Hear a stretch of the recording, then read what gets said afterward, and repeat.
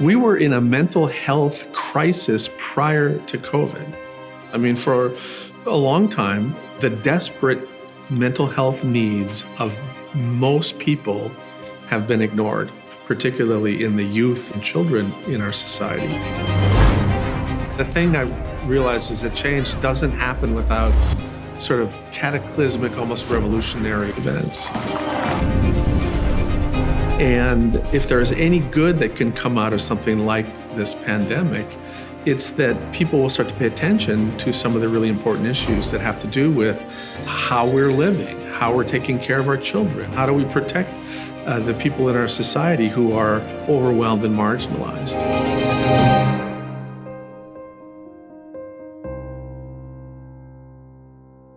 My name is Bruce Perry. I'm a child and adolescent psychiatrist and a developmental neuroscientist, and I study the development of the brain and how experiences shape the developing child in good ways and in bad. What we've learned about how the brain develops is that the greatest rate of change is in utero and in the first couple of years of life.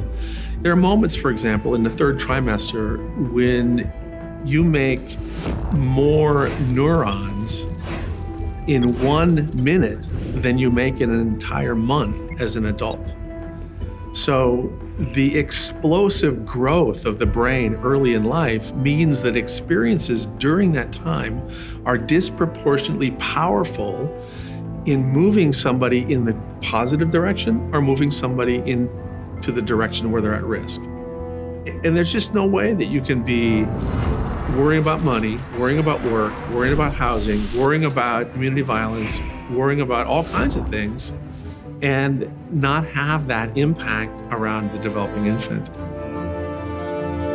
Because of that really crucial role that the stress response networks play in development, when there's early developmental insults, early developmental trauma, early developmental stressors, that has this cascading impact.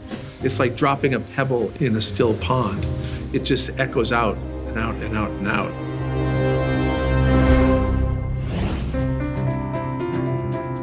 And so the goal of any sane society must be to do things to increase the probability that parents and families can provide enriched experiences that lead to these good outcomes as opposed to setting up families to struggle and increase the probability that there will be these bad outcomes.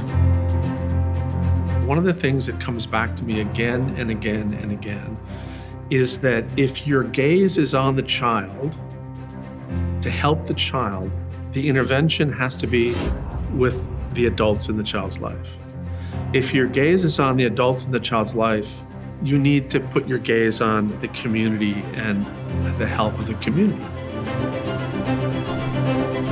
So we start with the community from the outside in. If you create nurturing environments, you will be creating a therapeutic web.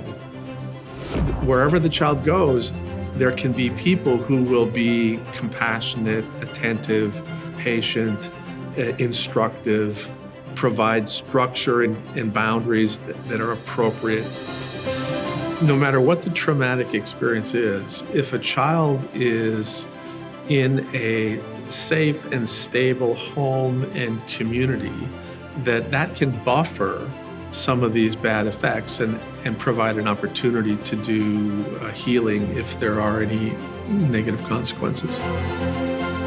The power of relational belonging is the key to get the transformative impact that we really seek. You are so much more powerful and impactful than you may realize.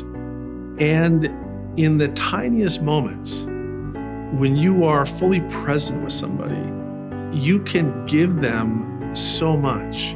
A smile or a kind touch, or even a moment where you just listen intently to somebody else.